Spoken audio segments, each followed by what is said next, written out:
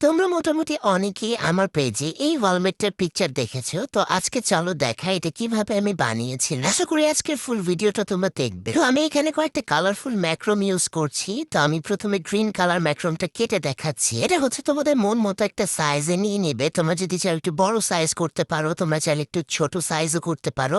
তো আমি এটা 3 ভাবে কেটে নিয়েছিলাম, যাতে উপরের সাইডটা একটু বেশি চওড়া হয় আর নিচের সাইডে একটু চাপানো হয়। তো এরপর আমি পাতাটা লম্বা একটা সুতা নিয়ে নিয়েছি, যতটুকু আমার প্রয়োজন। তোমরা তোমাদের ইচ্ছা মতো নিবে। এরপরে দেখো আমি কাজটা কিভাবে করছি।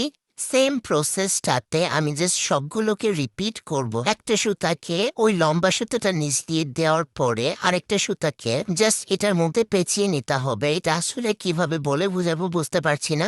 জাস্ট পুরো ভিডিওটা ফলো করো, সেম প্রসেসে করলে কিন্তু হয়ে যাবে। এই যে দেখো মোটামুটি আমার পাতাটা কিন্তু কমপ্লিট। এখন আমরা পাতার শেপ আনার পরে ম্যাক্রোমের সুতাগুলোকে ছাড়িয়ে নিব। আর দেখো আমার ম্যাক্রোমের সুতাগুলো কিন্তু একদম গ্রিন। অনেকে জিজ্ঞেস করো আপু ভিতরে কি সাদা হবে কিনা, উপরে কালার যেমনই হোক ভিতরে নাকি অনেক সময় সাদা বের হয়। বাট আমার ম্যাক্রোমে কিন্তু তোমাদের এরকম কোনো সমস্যা হবে না। তোমরা চাইলে কিন্তু আমার কাছ থেকে ম্যাক্রোম নিয়ে নিতে পারবে। আমার কাছে কিন্তু কালারফুল অনেকগুলো কালার ম্যাক্রোম আছে, প্রাইজের জন্য ইনবক্স করতে পারো। যাই হোক এখানে দেখতেই পাচ্ছ আমি সবগুলো সুতো একদম ছাড়িয়ে নিয়েছি। আর এখানে আমি এরকম চুলের ব্রাশ ইউজ করছি আঁচড়ে নেওয়ার জন্য। চিরুনির থেকে এরকম ব্রাশ ইউজ করলে বেশি বেটার হবে। আর আমি কিন্তু এক এক সময় ভিডিওটাতে এক এক রকমের পাতা দেখাবো, কারণ আমি অনেকগুলো বানিয়েছি। তাই আমি এক এক টাইমে এক এক ভিডিওতে এক একটা পাতা শো করবো তোমাদের সামনে। তো এই যেখানে দেখতে পাচ্ছ এটাকে আয়রন করে নিচ্ছি আমি, না হলে কিন্তু সুতাটা সোজা থাকবে না। তো এরপর আমি ইউজ করে নিব ফ্যাবিকল। আর ফ্যাবিকলের সাথে হালকা একটু পানি দিয়ে আমি ফ্যাবিকলটাকে মিক্সড করে নিব। আর এটাকে হালকা মিক্সড করে নেওয়ার কারণ হচ্ছে এটা সুতার উপর দিয়ে সরাসরি দিলে এটার আঠাটা অনেক বেশি, যার কারণে স্মুথলি বসবে না। যখন হালকা একটু পানি ইউজ করবো এটা অনেক সুন্দরভাবে বসে যাবে।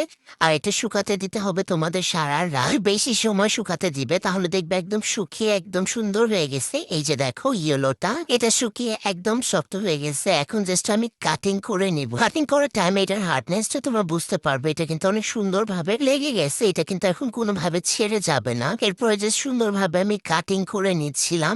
তোমরা যারা পাতার শেপের কাটিং পারো না, তোমরা একটা কাজ করবে, প্রথমে একটা কাগজে আলাদাভাবে ড্রয়িং করে তারপরে সেটার মাপ অনুযায়ী পাতা কেটে নিই, তাহলে আর ভুল হবে না। যেহেতু আমার কাটতে কাটতে অভ্যাস হয়ে গিয়েছে তাই আমার আর কি ভুল হয় না। আমি পরে এক্সট্রা করে আর পেছনের সাইডটাতে শক্ত একটা কাগজ দিয়ে নেই।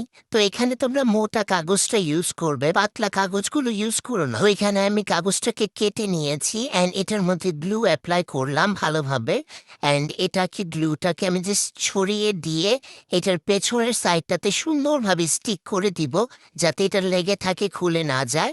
এটা সিঙ্গেল এভাবেও রাখা যেত, বাট এটা পাতাটার পেছনে এই কাগজটা দেওয়ার কারণে এটা আরো বেশি শক্ত হয়ে গিয়েছে আর এখন কোনোভাবে খুলে যাবে না। দেখো এখানে আমার পাতাগুলো কতটা সুন্দর হয়েছে। And here is the final look. তোমাদের কাছে কেমন লাগছে? তোমরা কিন্তু প্রাইজের জন্য অনেকেই নক করেছো। এটার প্রাইস কত? এটার সাইজ কিন্তু অনেক বড়। আমি জানি না ছবিতে কতটুকু বোঝা যাচ্ছে বা ভিডিওতে কতটুকু বোঝা যাচ্ছে। এটা সামনাসামনি অনেক সুন্দর, অনেক বেশি বড় সাইজের। এটা আমার খুবই পছন্দ হয়েছে। আমি নিজের জন্য একটা বানিয়েছি। আমি নিজের জন্য একটু কাস্টমাইজ করে বানিয়েছি। তোমরা চাইলে কিন্তু কাস্টমাইজ করে তোমাদের মন মতো কালার দিয়ে কিন্তু বানাতে পারবে। তোমরা যারা যারা কালারফুল ম্যাক্রোম নিতে চাও আমার কাছে ইনবক্স করতে পারো। আমার কাছে কিন্তু গ্লুগানের স্টিক আরো আদার্স আইটেমগুলোও কিন্তু আছে। যাই হোক সবাই ভালো থাকো, সুস্থ থাকো। দেখা হবে অন্য আরেকটা ভিডিওতে। আল্লাহ হাফেজ।